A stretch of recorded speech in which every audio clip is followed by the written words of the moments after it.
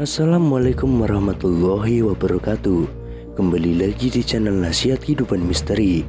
Pada video kali ini saya akan membahas tentang Soekarno tahu lokasi Atlantis. Anda pernah dengar legenda Atlantis? Ini merujuk pada cerita Plato pada 335 sebelum Masehi dalam salah satu karyanya Timaeus. Plato menceritakan tentang Atlantis yang hilang. Konon Kritias, nama orang dalam buku Plato, mendengar kisah Atlantis dari Solon, dan Solon mendengarnya dari seorang pendeta Mesir. Atlantis digambarkan sebagai negeri dengan peradaban yang sangat maju. Namun seperti diceritakan Plato, negeri hebat itu tenggelam dalam samudra hanya dalam waktu 1 hari 1 malam saja. Itu diperkirakan terjadi pada 11.600 tahun yang lalu. Cerita soal Atlantis mengundang rasa penasaran. Banyak orang yang berusaha mencari jejak-jejak kerajaan hilang itu. Ratusan ekspedisi dilakukan untuk mencari jejak Atlantis di Siprus, Afrika, Laut Mediterania, Amerika Selatan, Kepulauan Karibia, hingga Mesir, dan hasilnya pun nihil. Namun belakangan, seorang penulis Brazil, Profesor Arcio Santos, membuat kegemparan. Dalam bukunya Atlantis, The Last Continent Finally Found, Santos menyimpulkan bahwa peradaban bangsa Atlantis ada di Kepulauan Indonesia. Banyak pakar, terutama pakar geologi, membantah hipotesis Santos ini. Kita tidak akan membahas polemik ini. Rupanya 57 tahun yang lalu, Bung Karno juga bercerita soal Atlantis. Bung Karno melakukannya di depan rapat para Panglima ALRI di Tanjung Priok, Jakarta. Awalnya Bung Karno berbicara mengenai mitos Nyi Roro Kidul. Lalu Bung Karno bilang, ada kupasan yang mengatakan bahwa di selatan Pulau Jawa ini ada satu pulau besar yang seperti Nusa Tembini. Kepulauan Nusa ini seperti Nusa Tembini diereh oleh seorang Raja Putri. Raja Putri itu, kata Bung Karno, mempraktekkan hukum matriarkal. Akan tetapi, kerajaan Nusa Tembini ini tenggelam ke dasar laut. Nah, inilah yang kemudian dikenal dengan cerita Nyi Roro Kidul. Cerita soal Nusa Tembini ini menurut Soekarno mirip dengan kepercayaan orang Eropa mengenai kerajaan lautan Atlantis. Bung Karno memulai penjelasannya dengan tarik geografis. Ia mencoba menjelaskan di sebelah barat Eropa Barat dan Afrika Barat, kemudian sebelah timurnya Amerika Utara dan Amerika Selatan, terdapat ruang kosong, sepertinya di tengah itu ada lubang, katanya. Menurut Bung Karno, kemungkinan besar kawasan itu dulunya benua besar yang pecah. Di sebelah sini Amerika Utara dan Amerika Selatan, di sebelah sini Afrika dan Eropa, dan di tengah-tengah itu tadi satu pulau besar yang dinamakan Atlantis, ungkap Bung Karno. Pulau besar itu, kata Bung Karno, dilingkari oleh lautan yang disebut Lautan Atlantis. Pulau besar Atlantis itulah yang tenggelam. Jadi, Bung Karno menyimpulkan Atlantis itu ada di tengah-tengah antara Amerika Selatan, Amerika Utara, dan Afrika hingga Eropa.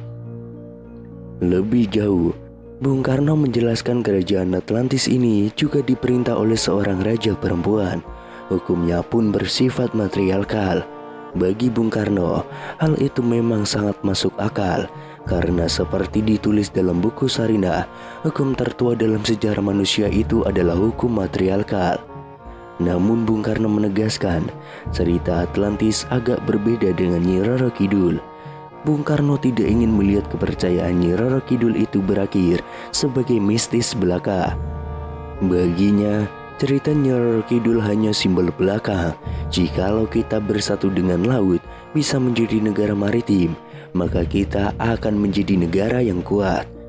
Jadi dalam konteks ini, Bung Karno tidak sedang membenamkan dirinya dalam perdiskusian soal mitos. Sebaliknya, ia berusaha menarik kepercayaan itu sebagai penanda simbolis belaka.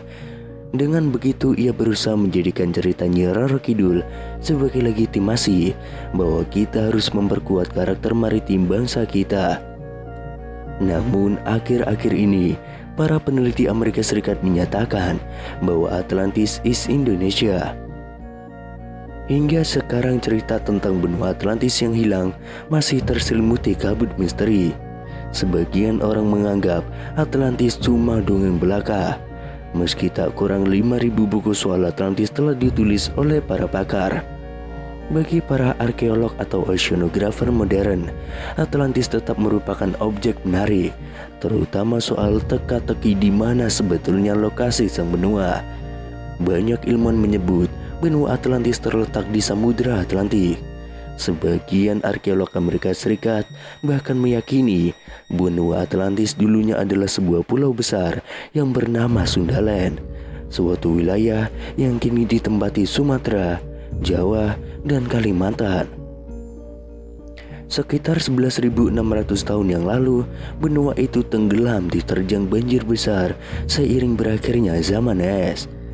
Para peneliti ini menyatakan bahwa Atlantis is Indonesia, kata Ketua Lembaga Ilmu Pengetahuan Indonesia, Profesor Umar Anggara Jeni. Kata Umar, dalam 2 dekade terakhir memang diperoleh banyak temuan penting soal penyebaran dan asal-usul manusia. Salah satu temuan penting ini adalah hipotesa adanya sebuah pulau besar sekali di Laut Cina Selatan yang tenggelam setelah zaman es.